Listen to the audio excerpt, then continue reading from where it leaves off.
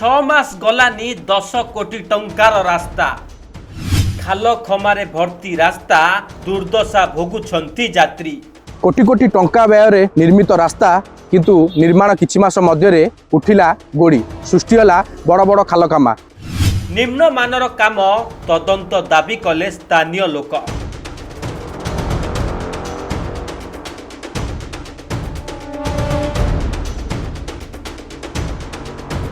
दश कोटी टंकार रास्ता हेले 6 मास न पुरुणु उठी गला गोड़ी।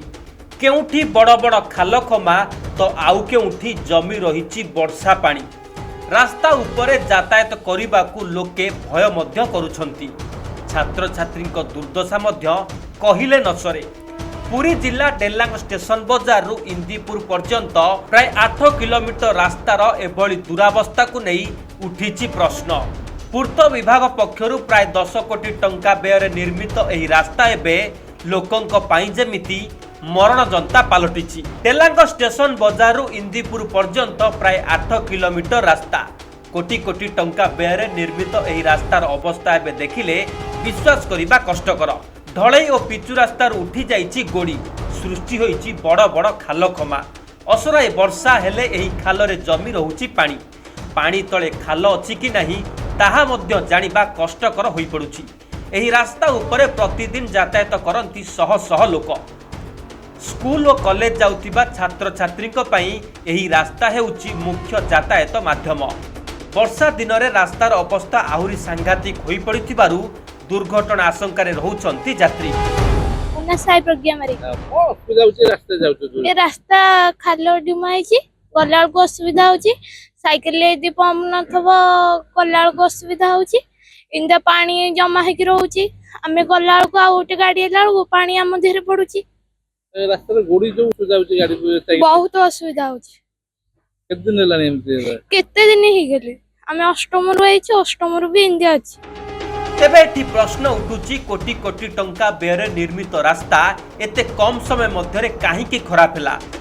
स्थानीय लोकंक अभियोग अनुसार रास्तार रक्षणाबेक्षण अवधि शेष होई नथिबा बेले बारंबार मरामती काम करा जाउची किंतु ताली पका मरामती रे समस्यार स्थायी समाधान हेउ नै। एपटे पिपिली जटणी रास्ता को नै मध्य समान अभियोग रहिछि। स्थानीयंक कहिबा अनुसार गत किछि दिन तले लक्षाधिक टंका व्यय रास्तार पिचु मरामती करा जायथिला किंतु काम हेबार कई घंटा परे रास्ता उपरे मेंटाल उठी आसीथिबा दृश्य सामना को आसीछि। गत वर्षक मध्यरे एकाधिक थर मरामती होइथिले मध्य रास्तार स्थिति सुधुरु नथिबा अभियोग होइछि। रास्तार स्थायी मरामती परिवर्ते बारंबार ताली पका काम करा जाउछि। एथिरे सरकारी अर्थर अपचय होउछि। रास्ता निर्माण और मरामतीर मानक नै तदंत हेबा दरकार। मोनारे कार्तिक बेरा आपन देखुछन्ती गुडा एमती खालरे बोइकरी होउछि। वर्षा दिन बहुत असुविधा होउछि। मु तो इन आपन आगरे पड़ी थांती ना एमती तो असुविधा कोन विभिन्न प्रकार गाड़ी मोटर एक्सीडेंट भी होउछि। ए होउछि कथा को एपटे तो को जगह सब रहिछि। एटा हमर हेडी एई पाखरे गोटे स्कूल अछि। एपटे इंदीपुर स्कूल अछि। कुंजर भी स्कूल अछि। माछबड़ा स्कूल अछि। बहुत स्कूल अच्छी कि पिला बहुत हईराण होगा कर। यहाँ पूरा ब्रह्मगिरी की मेन रोड यहाँ कि अवस्था तो कम निम्नमानर कम निम्नमानर कम हेतु एगुड़ा हूँ।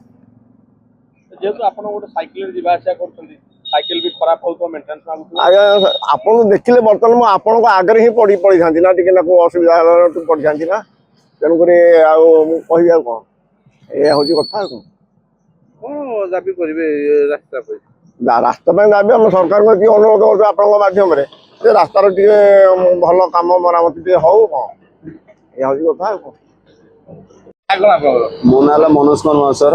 देखो डबल इंजिन सरकार रो ये हूँ डबल उपलब्धि जो आशा विश्वास भरोसा प्रतिश्रुति देकरी एमाने आसीथिले सरकार को ताहा दीर्घ 2.5 वर्ष भितर फेल मारी। रास्ता घाट देखु गमनागमन देखु स्वास्थ्य देखु शिक्षा आज पिपिल डेलांग पूरा अपहुंचा विपर्यस्त हो पड़ी। आपण पिपिली जटणी मुख्य रास्ता पुरी की संजोग करुच्ची एटी लक्ष लक्ष टू व्हीलर टू धरिकी मो बस टू आरंभ कर लक्ष लक्ष छात्र छात्री पिला माने पाठ पढ़िया जाउछन्ती किंतु ये रास्ता आज मरण जनता पलटि आपण देखिथिबे किछि दिन तळे हमर विश्व प्रसिद्ध रथ यात्रा जाईची से समय रे मध्य डस्ट चिंची देइथिले जहा असराय वर्षा रे धोई गला वर्षक भितरे 7 रु 8 थर ये रास्ता मरामती हेलानी एटी ठिकादार विभागीय मंत्री जंत्री तंत्री आ जो रहिले मिली भगत रे ये जो पीसी कारबार चलीछि जहा फल रे जो माने काम करूछन्ती बारंबार एठी ठिकादार मालामाल होउछन्ती। स्थानीय लोकों अभियोग रास्ता समाधान बदल में बारंबार मरामती करी समस्या को घोड़ाई दिया जाउछि। सेमाने दाबी करिसेंति जे रास्ता निर्माणर मान व्यवहृत सामग्री मरामती रे खर्च होइतिबा अर्थ एवं कामर गुणवत्ता को नहीं निरपेक्ष तदंत करा जाउ।